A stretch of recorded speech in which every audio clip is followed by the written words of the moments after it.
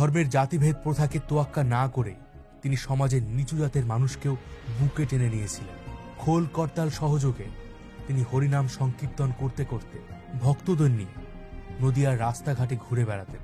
নবদ্বীপের রাজপথে তিনি হরিনাম সংকীর্তন করতেন।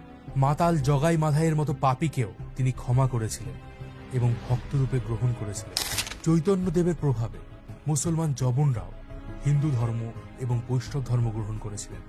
নবদ্বীপের অত্যাচারী মুসলিম শাসক চাঁদকাজিও তার অনুগত্য স্বীকার করেছিলেন। মাত্র 24 বছর বয়সে কাঞ্চননগরের স্বামী কেশব ভারতীর কাছে সন্ন্যাস গ্রহণ করার পরে নিমাই পণ্ডিত শ্রীমান কৃষ্ণ চৈতন্যদেব নাম গ্রহণ করেছিলেন। সন্ন্যাস নেওয়ার পর তিনি তার জন্মভূমি নবদ্বীপ ছেড়ে ভারতের বহু তীর্থস্থানে ভ্রমণ করেছিলেন।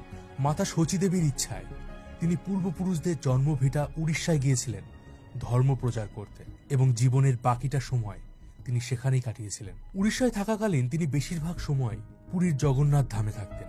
উড়িষ্যার সূর্যবংশীয় হিন্দু মহারাজা প্রতাপ রুদ্রদেব চৈতন্য মহাপ্রভুকে ভগবান শ্রীকৃষ্ণের অবতার মনে করতেন। কিন্তু একদিকে যেমন উড়িষ্যায় তার ভক্তদের সংখ্যা বাড়ছিল, তেমনি বাড়ছিল তার শত্রুদের সংখ্যা। উড়িষ্যার বহু সাধারণ মানুষ থেকে শুরু করে ব্রাহ্মণরা চৈতন্যদেবের এই বারবারন্ত মেনে নিতে পারছিল না। আর এই সবের মধ্যেই হঠাৎই মাত্র 48 বছর বয়স